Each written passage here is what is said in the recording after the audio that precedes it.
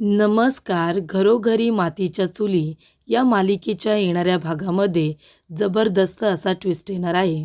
तर इथे जानकी, ऋषिकेश त्याचबरोबर त्याचं कुटुंब, ऋषिकेश आणि रणदिवे कुटुंब या दोघांमध्ये जे काही गैरसमज झालेत, ते गैरसमज कमी करण्याचा प्रयत्न करत असते.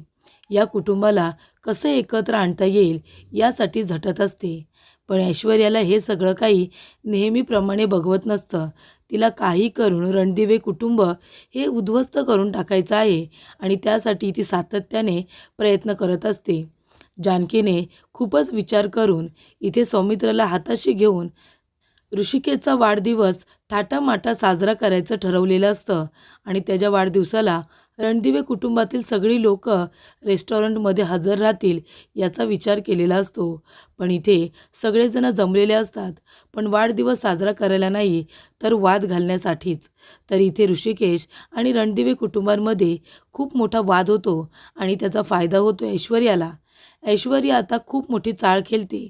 तिला जेव्हा कळतं की इथे जानकीने प्लॅन केलाय रणदिवे कुटुंबाला एकत्र आणण्यासाठी, इथे ऋषिकेशचा वाढदिवस साजरा करत असताना आईंचा आशीर्वाद मिळावा म्हणून जानकीने खूप मोठा प्लॅन केलाय, हे तिला कळल्यानंतर ती आता तिचा प्लॅन उद्ध्वस्त करण्याचा निर्णय घेते. तर ती असा प्लॅन करते ज्याच्यामध्ये ऋषिकेश सगळ्यांच्या नजरेमध्ये वाईट ठरेल आणि त्याचबरोबर ऐश्वर्या आणि सारंग दोघेजणं चांगले होतील आणि ऋषिकेश जानकी सगळ्यांच्या नजरेमध्ये खाली पडतील, यासाठी तिने हा बनवलेला प्लॅन असतो. तर ती आता गुंड लोक स्वतःच करते.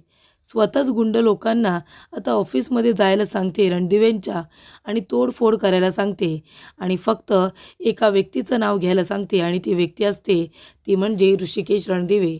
तिने मुद्दामून सांगितलेलं असतं की बोलायचं, ऋषिकेश दादाने आपल्याला हे ऑफिस तोडायला सांगितले आणि आपण त्याचं हे काम करायचं, असं मुद्दामून त्याचं नाव मेन्शन करायचं जेणेकरून सगळ्यांचा गैरसमज होईल. सगळ्यांना असं वाटेल की ऋषिकेशने गुंड लोक पाठवले होते इथे सारंग रणदिवेचं ऑफिस तोडण्यासाठी, फोडण्यासाठी आणि त्यामुळे इथे सगळ्यांच्या नजरेमधून आता ऋषिकेश आणि जानकी पुन्हा एकदा खाली पडतात. पण आता जानकी हार मानत नाही. ती म्हणते की मला खात्रीने माहिती आहे हे सगळं ते ऐश्वर्यानेच केलेलं आहे आणि ऐश्वर्याला मी सहजासहजी माफ करणार नाही आहे. आणि ती पुन्हा एकदा सौमित्राची मदत घेऊन आता या मागचा सूत्रधार कोण, कुणी गुंड लोकांना तिथे बोलावलं असेल तोडफोड करण्यासाठी, हे शोधून काढण्याचा प्रयत्न करते आणि तिथला एक गुंड मिळतो आणि मग त्याच्याकडून सत्य वधून घेतलं जातं आणि तो खूप मोठ्या सत्याचा उलगडा करतो. तो सांगतो की हे सगळं कारस्थान आम्हाला इथे सयाजी विखे पाटील यांनी करायला सांगितलं होतं. तर सयाजी विखे पाटील यांनी त्या गुंड लोकांना कशा पद्धतीने सुपारी दिलेली असते. जानकी आणि सौमित्र एकत्र येऊन ऋषिकेशला न्याय मिळवून देण्यासाठी कसे प्रयत्न करतात, आजच्या भागामध्ये सविस्तरपणे आपण बघूया. तर इथे वाढदिवसाच्या पार्टीमध्ये सगळा सत्यानाश ऐश्वर्याने केलेला असतो.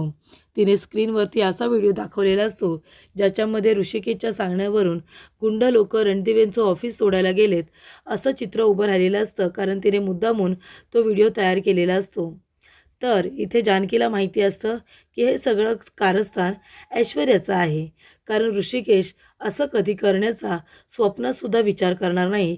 तिला चांगल्या पद्धतीने माहिती असतं, कारण माणसाची वृत्ती ही कशी आहे हे जानकीला बरोबर माहिती असतं आणि ऐश्वर्याची वृत्ती कधीही बदलणारी नसते.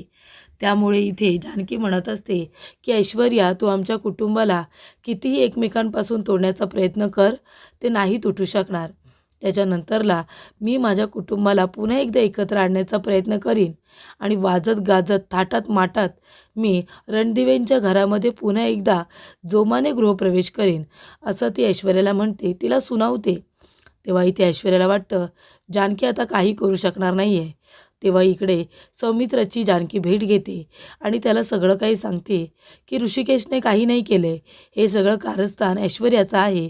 तिनेच ती माणसं बोलावली होती ऑफिसमध्ये, कारण इथे ऋषिकेश आणि रणदिवे कुटुंबांमध्ये पुन्हा एकदा वाद व्हावा आणि आम्ही घरापासून दूर व्हायला पाहिजे म्हणून तिने रचलेला हा प्लॅन होता. तेव्हा सौमित्र म्हणतो, वहिनी तू काळजी करू नको. तसं जर असेल तर आपण लवकरात लवकर त्या माणसांना शोधलं पाहिजे. तेव्हा CCTV फुटेजमध्ये ते लोक दिसत असतात. तेव्हा एकदम व्यवस्थितरित्या बघितल्यानंतर काही लोक कोण आहेत हे आता सौमित्राच्या लक्षात येतं आणि सौमित्र म्हणतो, वहिनी तू काळजी करू नको. या तुझ्या लढाईमध्ये तुझा हा भाऊ तुझ्या बरोबरीने आहे आणि मी इथे थांबून आता सगळे पुरावे गोळा करतो की नाही बघच तू, आणि तुलासुद्धा लवकरच आनंदाची बातमी देतो. तेव्हा जानकी म्हणते, ठीक आहे, माझा तुमच्यावरती पूर्ण विश्वास आहे. तेव्हा इथे आता सौमित्र म्हणत असतो की सारंग, तुला काय वाटतं, खरंच दादाने ती गुंड लोक पाठवले असतील का आपलं ऑफिस फोडायला? याआधीसुद्धा दादाने गुंड लोकांना याआधी कधी पाठवलं होतं का आपलं नुकसान करायला? तेव्हा सारंग म्हणतो, दादा पण ह्या वेळेला सौमित्र दादा, ऋषिकेश दादाने काय केलं ते बघितलंस ना तू? अरे त्यांनी माझ्यावरती हात उगारला, मला वाईट साईड बोलला आणि ऑफिसमध्ये गुंड लोकांना पाठवून तोडफोड करायला सांगितली. मग हे दुसरं कोण करू शकतं? ऋषिकेश दादाच करू शकतो. तेव्हा सौमित्र म्हणतो, अच्छा म्हणजे एवढंच ओळखलंस का तू आपल्या भावाला? तेव्हा इकडे आजी म्हणत असते, अरे माणसं बदलतात सौमित्र, तू विश्वास ठेवू नकोस त्या ऋषिकेशवरती. माणसांना बदलायला अजिबात वेळ लागत नाही, तुला कळतंय का?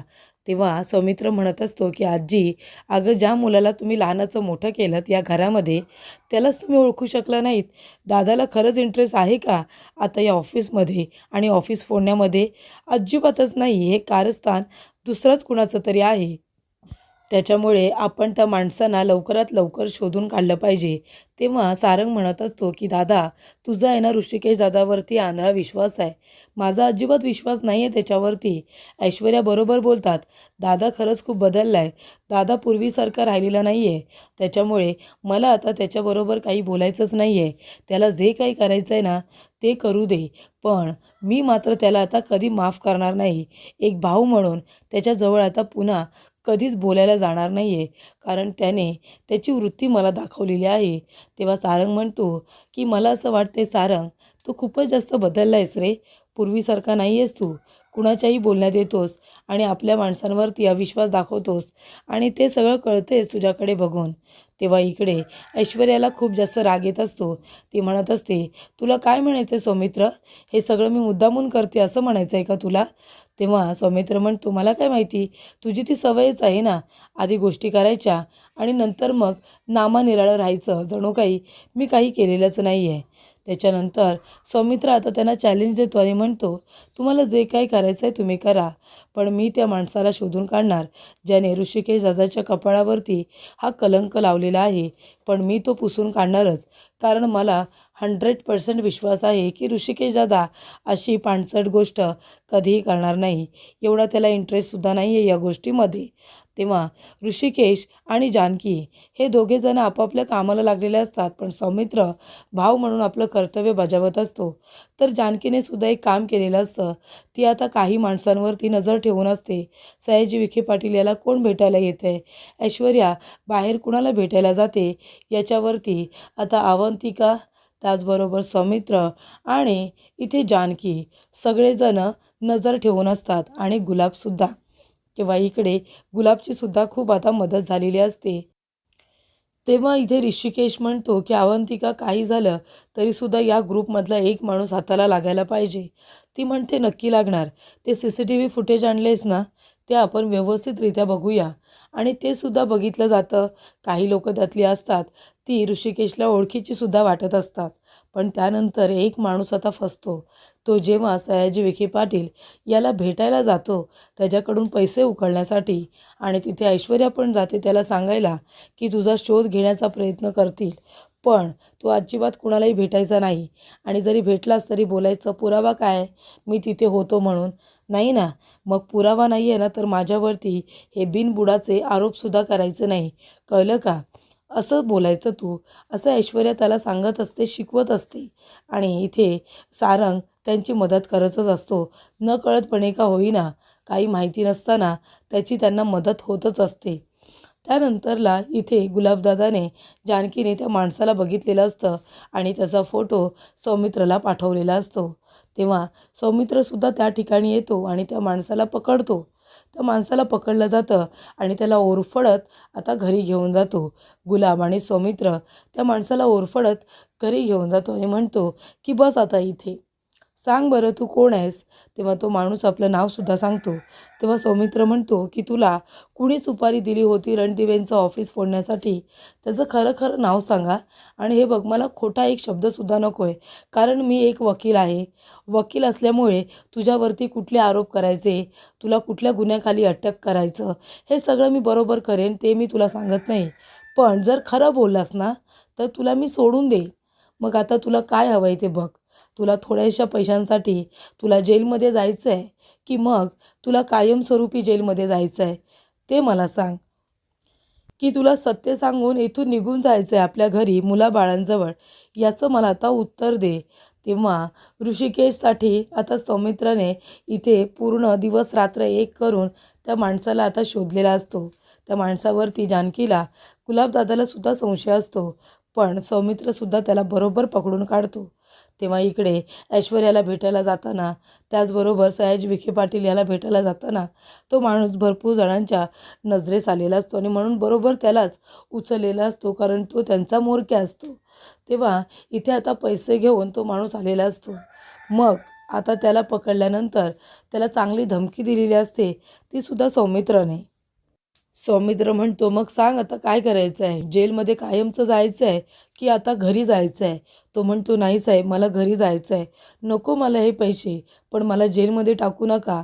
सौमित्र म्हणतो, मग सांग, हे कुणी सांगितले तुला सगळं कराय. तेव्हा तो म्हणतो, हे सगळं मला सयाजी विखे पाटील आणि ऐश्वर्या मॅडम यांनी करायला सांगितले. त्या दोघांनी मला सुपारी दिली होती की ऑफिसमध्ये यायचं आणि तोडफोड करायची, महत्त्वाच्या पेपरला हात नाही लावायचा. पण तोडफोड करत असताना एकच व्यक्तीचं नाव घ्यायचं आणि ते म्हणजे ऋषिकेश दादाने हे सगळं करायला सांगितले. चला आता तोडफोड झाले, आपण ऋषिकेश दादाला फोन करूया, असं आम्हाला बोलायला सांगितलं होतं.